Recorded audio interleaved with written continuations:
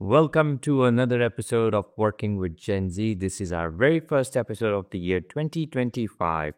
And we have an exciting episode today. And we're going to be starting and talking about, as we look at the new year, how do we go about recruiting good talent? And in the conversation, when it comes to talent, we always say in the war for talent, the talent seems to have won. But how do you attract good talent? It seems the recruiting landscape seems to have changed drastically, perhaps from a few years or even a decade or two. There is a generational lens of how we used to see or how some of the prior generations saw employers. But when you think about the more younger talent, Gen Z in particular, what are their expectations, right? And what kind of things should company do when you think about getting them, holding on to them, developing them, and so on. So we have just the expert who's going to tell us all the things that are happening in that landscape. And to kickstart that conversation, I have my guest, Tanya. Tanya is based out of US. Tanya, good evening. I know it's late in the night for you. Good evening to you. Happy New Year and welcome to the show. Thank you so much. Welcome. Thank you for having me. I'm excited. Excellent. So I have lots of good questions that I want to get to know on the recruiting front. But first and foremost, just tell us a little bit about your background, your story, some of the work that you've done. Oh, great. Thank you. So I am the owner and founder of Simply HR, which is a HR consultant and training firm that focuses on multi-generation. So this is a very timely topic for me. I spent over 27 years in human resources. I began my quest for multi-generations back in 2000, if you will. I saw the evolution of recruiting, the experience that different generations are experiencing and expectations. So I became a generational connector, a speaker that went out to educate leaders on how to embrace this different generation, and so today here we are. Yeah, fabulous. No, absolutely. This is I think you will add and bring lots of good stories and all the work from HR and of course being a generational specialist. So let's get started, Tanya. I will start kind of the big picture question as I mean, as you talk to companies, as you talk to clients and interact with everybody, what are some of the just the big picture recruiting trends? Because back in the day, perhaps you can think back, people used to put ads in the paper, and then, of course, you have from the time then to now where you have, AI kind of picking out the resumes for you and so on. So, just some big picture trends of what are the kinds of recruiting trends that you're seeing. Well, I am saying that we have to have, as employers, a digital footprint. What do I mean by that? The days are gone where you are, posting positions on Indeed and different job boards. You have to go where they're at, such as TikTok, Instagram, Twitter, all those different platforms. That's where the people are hanging out at. So you got to go where they're at.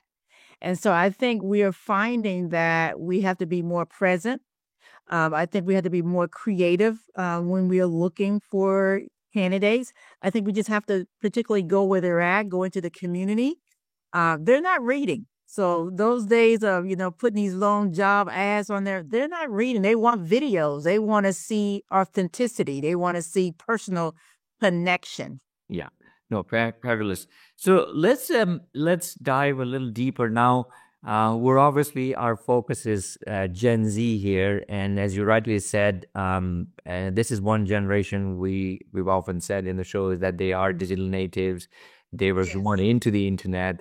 If Gen Y was the one who accepted technology, Gen Z is the one who expects technology.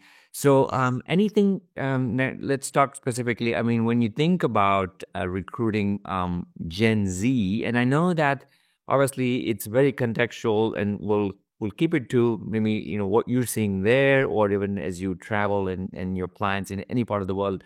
What are some of the things that their companies are doing, especially when you think about recruiting? Is the recruiting cycle becoming shorter? Are they communicating more in between, or what's happening? It used to be this thing in HR, you hire slow and you fire fast, right? So it has flipped. You do both of them. You hire fast and you fire fast as well. But what I am seeing now is that the digital piece is really playing a big part of the recruiting efforts. For example, we're seeing a lot of texting. I know when our company, when we are doing sourcing, we are texting. We're not emailing. We are texting because we're getting real life response. We are doing more video um, interviews. We're doing that. And also, I'm seeing where we're putting questions together for the candidate to answer the question. So it's almost like an AI recruiting aspect of it where we're asking the questions and they're responding to it. And so we're seeing some of the technology get ramped up pretty quickly with the technology aspect because we're finding that Gen Zs are more intrigued with the technology. They don't get so intimidated when they do the face to face type thing. So we're seeing that. Yeah. So, I mean, more specifically, let's say if I am a young graduate of a fresh graduate, obviously, if I want to go to company X, I mean, the conventional wisdom says I will go to their website, I will check out, okay, what are their products, what do they do, where are they based, and so on. Now, as you say, there's so much of sort of ways to make technology sort of the medium to attract. So would companies create, I mean, are you seeing that, for example, if I have to apply, would I then uh, see a video from a supervisor or let's say a senior leader who says that, okay, these are my values, and for you to get on board, we want you to go fill out that, go to that app, and at the end of that, we will come back to you. Or do you still have to do slight sort of an element of maybe the traditional where you see the site, you drop an email, all of that? Well, you're still a little bit of both, a combination, because we don't want to stereotype all Gen Zs and think that Yeah. they all are the same. So we want to have a combination. So you're going to still see some of the traditional, but the added benefit is the video aspect, the texting aspect, the introduction. I do think that you're finding more communication and follow through the whole process. You're seeing where if it's how it used to be where you onboard them once you hire them. Well, the onboarding start from the day that I am interested in you. So I am pursuing you. It's almost like a job. I mean, like a dating board. I'm pursuing you. And so I think employers are switching the way that it used to be where we as in candidates, we pursue them. Yeah. It's both. It's like more, you think of it like a dating site. I like you. I like a little bit I like your vision. I like your mission. We talk a little bit more. I tell you a little bit about me. It's like that. So now we're getting engaged on the front end and we're doing the engagement throughout. And we are going to do some videos. We are going to do more communication and follow up. Yeah. Now, do you sense, obviously you're right, that yeah, there is sort of, half and half, but do you sense that over the period of time we've seen, an event like COVID, and obviously people are reevaluating their careers, and they don't just want to sign up with anything and everything that comes their way. They really want to look at, okay, what am I going to do if I have to give 5 years of my life to this company? So do you sense that in a way that it's flipped a little bit more on the company side? In other words, there's more burden on the company to do more creative stuff. And Oh, absolutely. Absolutely. Because now, the Whiffam effect is important. What's in it for me? That's what the candidates are saying. And now the employers are saying it too, right? And so we all been in, I call it timeout. COVID was a timeout. We had a timeout where we had to sit down and reevaluate. And what we are finding is that Gen Zs have core values. And they're probably one of the first generations that, you know what, if my core values don't align with this organization's core value, I'm not interested. And they're unapologetic about it. And so I think the burden has come on employers to be more creative and innovative and flexible because that is what this generation is looking for. yeah. And so are there companies, Tanya, you can think that Gen Zs admire, that they may say that, you know what? Like there's always a way. For example, in the B school, they say, "Oh, okay, we want to go to after the consulting companies, or we want to go after Google, or we want to go like." Are they? Is that shifted? Like, can you think of one or two companies, or can you have a name or two where where maybe most Gen Zs are saying like, you know what, that's the firm, like we want to be like them, and like we really want everyone else could be like them, or can yeah, that's they're sort of excited about that. I have a perfect one, Zappos, which Okay. is a shoe company. Tell us more. They've Yeah. been brought out. And so Zappos, their culture is fun. It's exciting. Now you and I may go in there and may think it's chaotic, right? Because I've been there and I've toured, but they have fun. But what I love about Zappos and how they attract a lot of Gen Z is that organization allowed their employees to craft and develop the culture, which is unheard of. Because typically it's top down. And so they also tell you, you know what, this is the culture you guys brought. If this is not something you want to do, you can leave. They ask you can leave, So right? how does that work? I mean, practically, I mean, obviously it's very refreshing. But let's say they hire a cohort of, I don't know, a class of 20 people or something like, and then so what would they give them some induction, or they flip it to like, Yeah, absolutely. You're going to get some induction. I think you're going to have the first cohort that is going to help develop it. But I think the emphasis is that it is employee led and sponsored by leadership. That's the difference with the culture aspect of it, as opposed to it's pushed down from top down, it's bottom up, and they support it. And they're having, and one of the biggest thing about Zappo is that it's fun. No, I mean, this generation, they want fun. They want to feel and see themselves. So that's one company. I do think Starbucks does a good job because they use a lot of technology, like with video, especially in the interviewing process. I think that employees such as the Gen Z, candidates like the Gen Z resonate and feel a place of belonging because that's their MO, technology. yeah, yeah.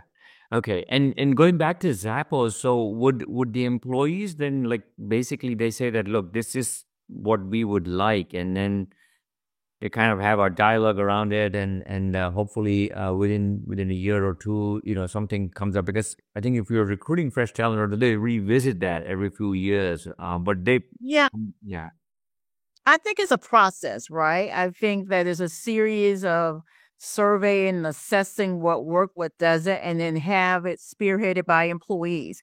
But what I found that it was interesting is that, yes, it's probably revisited every couple of years, but I think that when they're doing onboarding, they have a way of messaging it the right way where it resonates with this new generation where they can feel like, you know what, I fit in.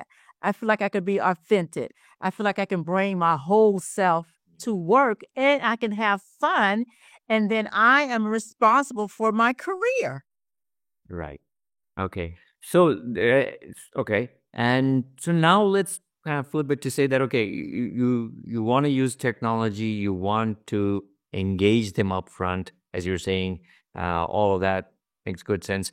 Are there things that, Tanya, that companies should avoid? In other words, are there mistakes that they could be making that they should be careful about? Like, don't be careful that you don't do these A, B, C, D, right? Four things that just when it comes to B. I think so. When you think of, excuse me, I got some in my eye. When you think about the mistakes that we made, we put everybody in a box. Like I stated before, I think we need to more personalize the process or the experience. I think that we need to use technology, show and focus on technology because that's what the Gen Z want to see. They want to see the technology. They want it to be personalized. They do not want to be stereotyped like someone else. Like I stated before, I think the role that we are advertising need to be clear. Oftentimes we're so generic, and then I think that the values need to be also be able to be aligned as well.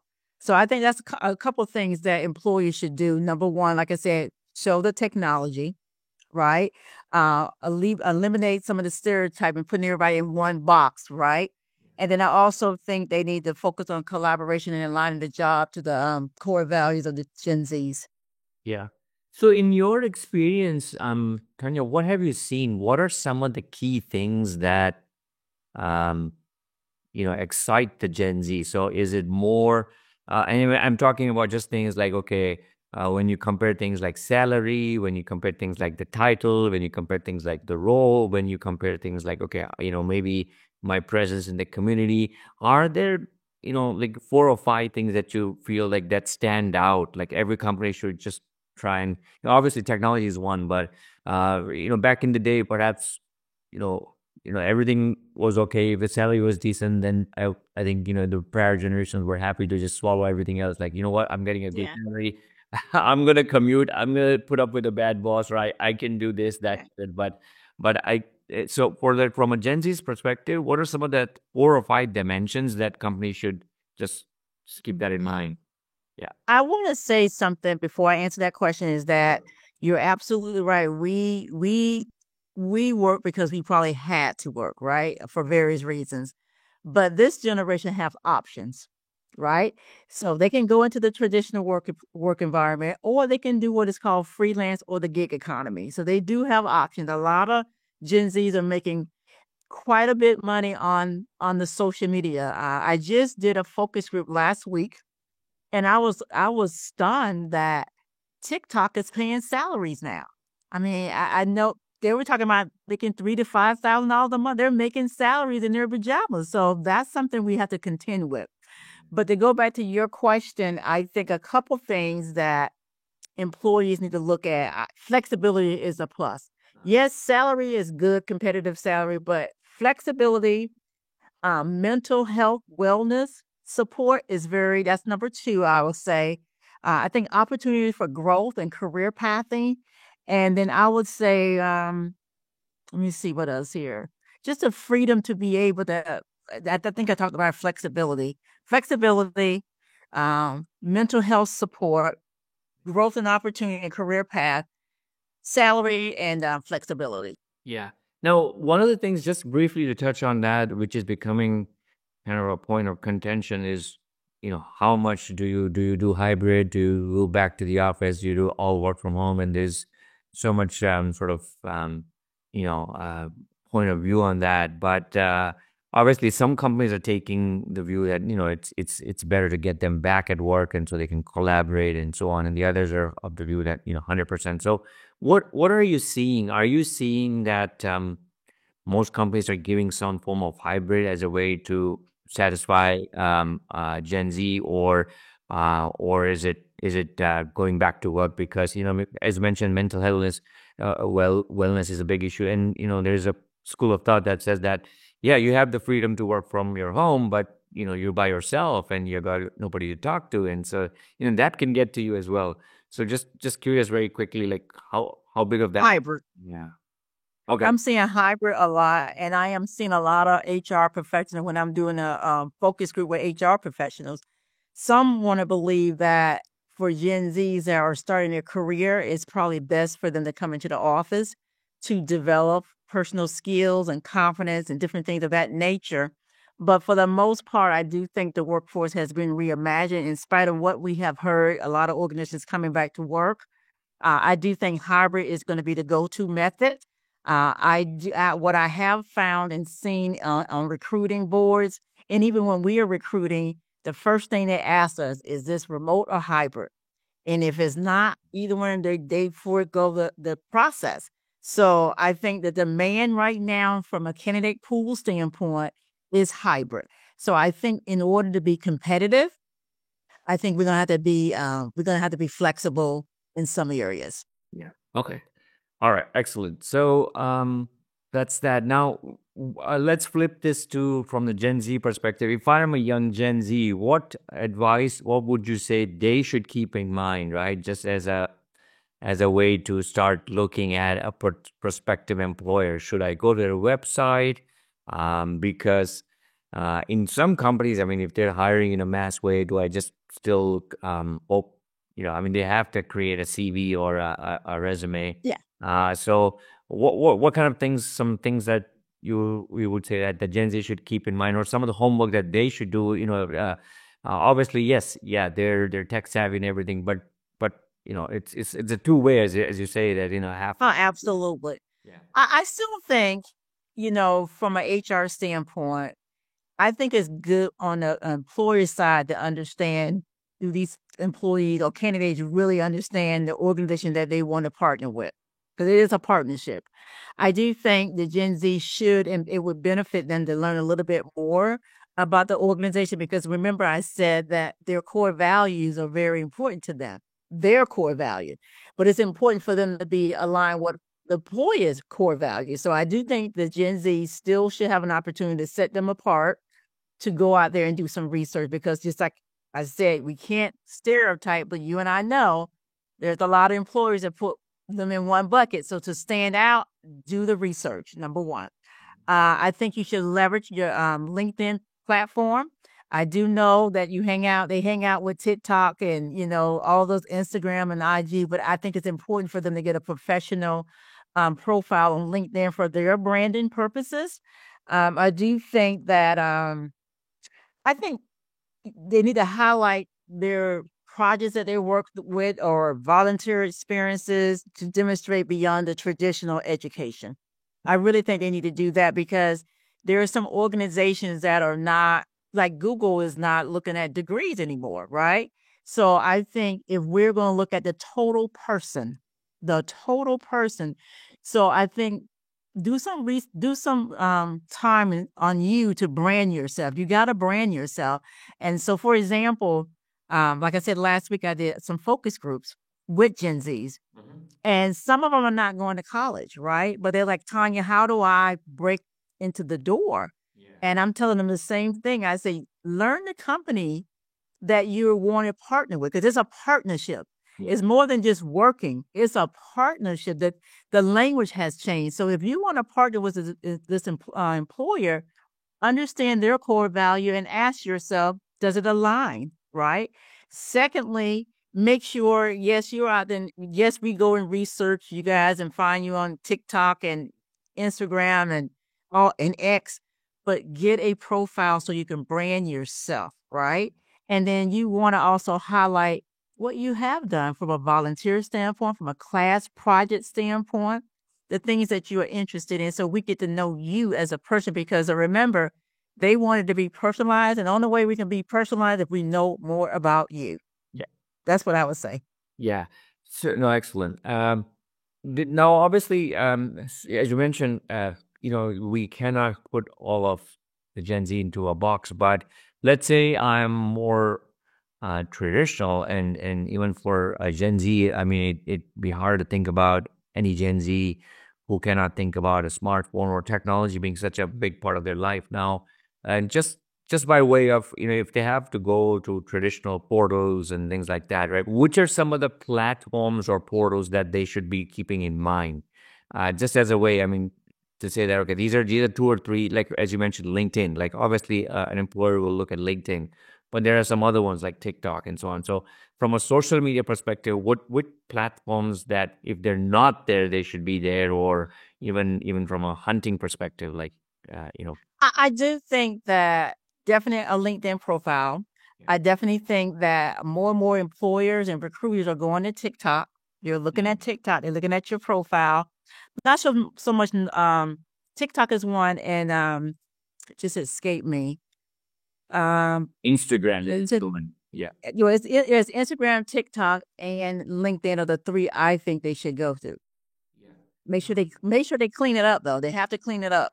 I was going to ask you that oftentimes they may um have this perspective that I hang out and put stuff on Instagram with my friends, but do you sense that that could also potentially hurt them, because your LinkedIn image could be, I am this very sincere and excited and motivated guy, but on the Instagram, you're again, no judging, but I think that you may show another part of your life. And so is there a merit in keeping your online brand more aligned?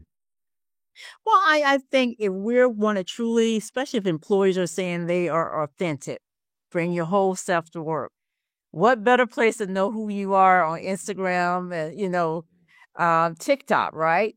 And so I think the employer have to make a decision if that and understand, yeah, understand if that's going to be a deal breaker. For example, I work with Chick-fil-A, Sure. and Chick-fil-A is a Christian company. And so they do go out to the Instagram and face and look at all that because it's a part of their brand, right? And so I think it's just going to have to depend. And I think we're seeing a little bit of flexibility on that because that we're human, right? And so what I always tell my clients that we have to humanize the workplace where it doesn't put us in jeopardy.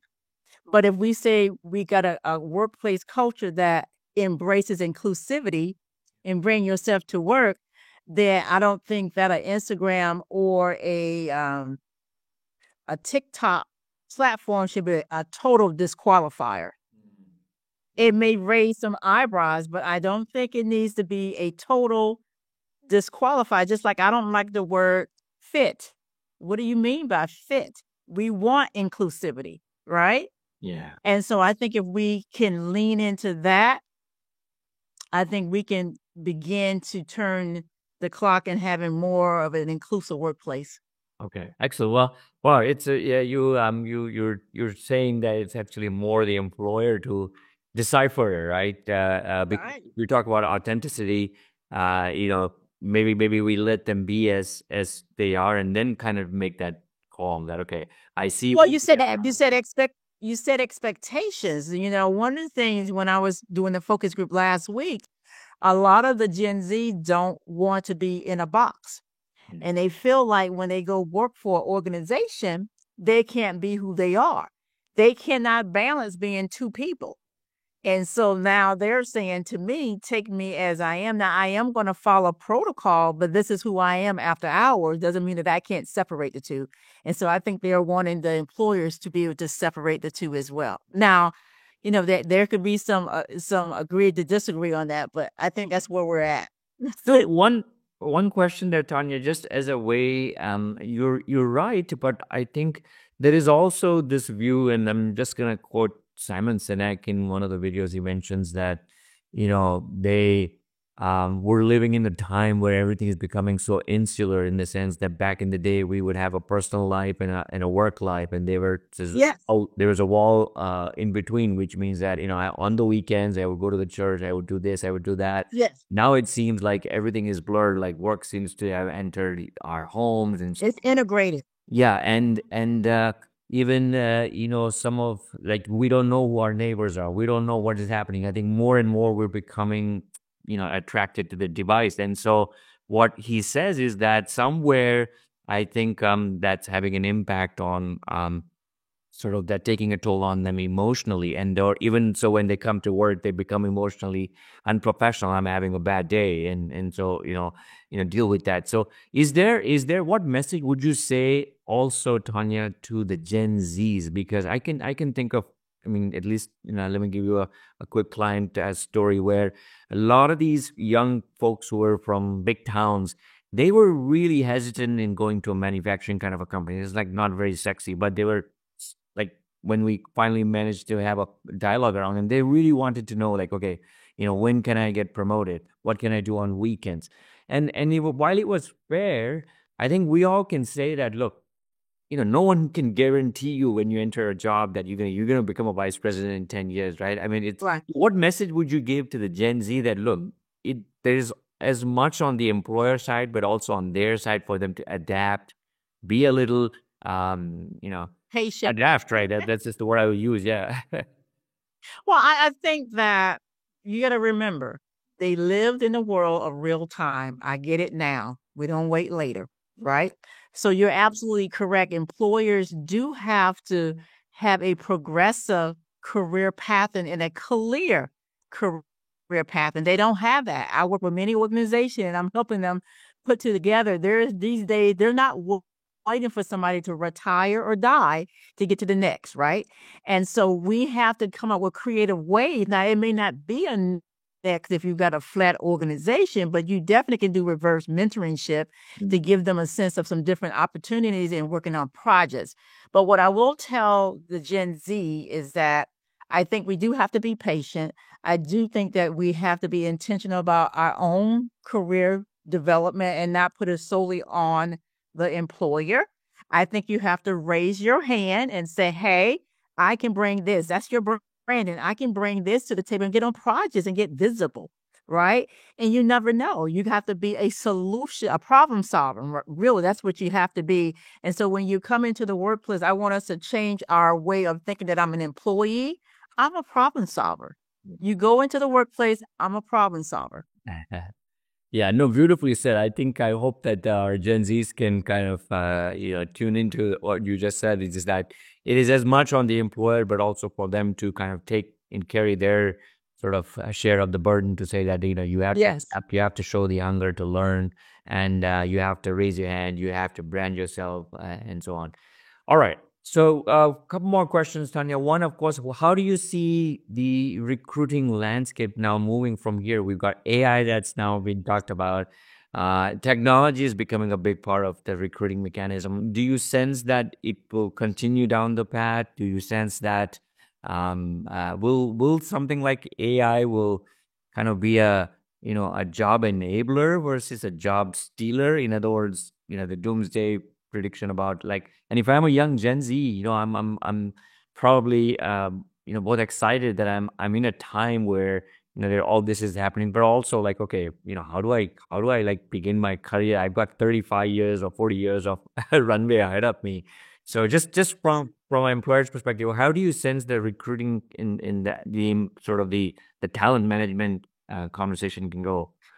I do think that it's interesting that you talk about this here because you and I know that AI is a disruptor. And for some in a good way, and for some may not be such a good way, right? But it was interesting when I did the focus group last week that a lot of people, a lot of the Gen Zs are aware of AI and they may be excited about the possibility of what it can do, but they're not using it as much as I had thought they would, which is interesting. And so I think when I was talking about it, and they felt like it was more of the innovation bucket, and they don't feel threatened by it because the critical thinking skills is what you and I want the most from this generation. Critical thinking. Well, AI can do it for them, so that's the most exciting thing for them. From an employer standpoint, would it take away jobs? Some, but I do see where here in the United States that we do have degrees now in AI. So I do think AI is very intriguing. I think it's a time saver. I think it's an innovator. And I think it aligns with those who want innovation and solutions, but those who don't use it will be obsolete. So I think it's going to be in the hands of the Gen Z to embrace it because that's where we're going. Okay, well, beautifully said. I really like the point about critical thinking, Tanya. I think I couldn't agree more, just because with so much being put in front of them, with whether it's the news channels or the content on YouTube or the as you mentioned, so many other platforms and tools, do they get swayed by what one channel says versus what one video says, right? And just develop that. I think that's a good point, and also not ignore it, right? So you use AI, but don't say that, okay, this is not a boat that I want to kind of. So I think there's a really good point. One couple of final questions. One, of course, is final kind of an advice from an employer perspective, right? If you are an employer, one or two do's and don'ts for them when you think about recruiting, and then let's go to Gen Z. Also, one or two do's and don'ts as a way to kind of get ready for a career. So, from an employer standpoint, I think transparency is so important. And the reason why I say that, if you know that your organization is a flat organization, don't tell me there's going to be opportunity when there's not, because they're going to find out sooner. I do think that if you're going to say you're about DEI or inclusivity and it doesn't show up, that's a mistake because this generation wants that and demands that pretty much, right? They want that sustainability, they want that inclusivity. So I think that we have to do a good job of telling our story, the correct story. And the story has to be a part where the Gen Z feel like they can have a good experience. Yeah. And so we have to create that story, and we have to also have leaders that support that story and that mission and vision. So I think that's something that employers need to do more of. Okay. Yeah. All right. Eh, Yeah. And let's go to the Gen Z now. What are some of the things for them to keep in mind? Just one or two the final messages about, yeah, just, should they do homework and should they be patient? Well, I do think they need to be patient, do homework and all that, but I do think they are a brand and they need to understand when they come into the organization because the workforce has been reimagined, right? And what I mean by that is that we have 5 generations working side by side, right? And everybody has different expectations and it can get chaotic. And I think you have to be clear about what it is that you want. I think you have to be willing to connect across the generations. I think you have to be willing to learn in different formats, if you will. It's not always this technology, but be a little bit more flexible. I do think that you have to be a problem solver. We don't need any more worker bees because AI is going to take care of that. We need to be able to solve problems because we tell AI what it is. The prompts tell AI what it wants to do. And if you cannot tell them what it wants to do, you can't think critically, then that's going to be a problem. So I think we have to reimagine how we come into the workplace. It used to be a time that we came in as an employee, we were told what to do.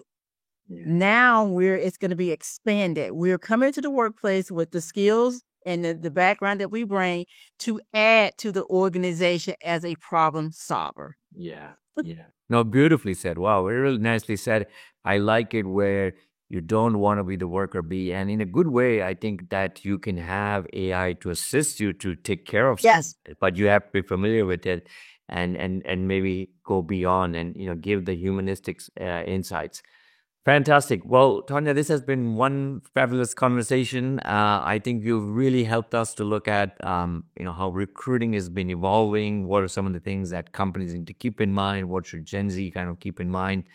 And hopefully, all our employers, as we kickstart the new year and look at hiring, can think about some of the tips that you mentioned. Even as some of these could be very obvious, but as you say, like you have to kind of walk the talk, right? So transparency, Yes. authenticity, all of that. And one question just before we forget: are there companies? Do you feel that they've done a good job of retaining Gen Z? Like, can you think of companies who've successfully done that?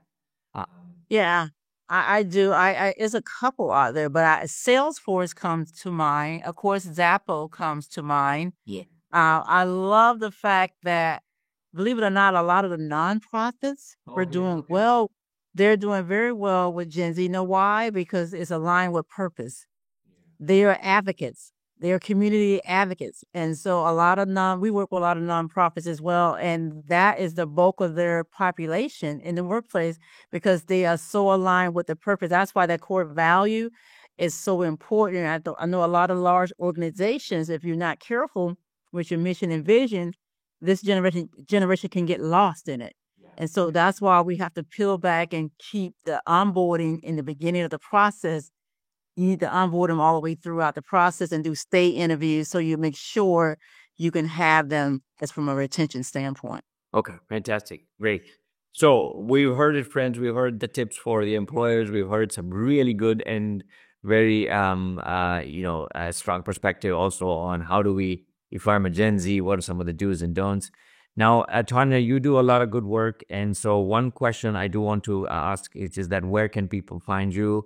What are the places where? And obviously, you've been very kind and not you've been humble enough, but you've written books as well. So let's hear where people can find you, and maybe also the book that you've written and the book that could be coming up. So please. Well, you can definitely find me on LinkedIn, Tanya Tonia Morris. My consultant, www.simplyhrinc.com. And then for keynote speaking and for your events and conferences, TanyaMorrisSpeaks.com. I am known as a generational connector. My first book that I wrote was Compassionate Work, Creating Workplaces that Engage the Human Spirit. That was a collaboration with some more authors. And my portion was having compassion one generation at a time And in February, my newest book is going to come out on how we can reimagine today's culture. And we're going to talk about a lot of things that we talked about today. All right. Well, do hope everyone's gonna check the books out, the one that you've written, the one that's coming up, and of course, reach out to you on your site, on LinkedIn, for all the good work that you do on Generations. Thank you once again, Tanya. I want to wish you all the very best in the coming year and helping us to kickstart our season. And hopefully, our travels will, allow us Yeah. at some point to meet us in person as well. But I really appreciate. And thank you again. It's late evening for you. Thank you and have a good evening. Bye bye. Thank you so much.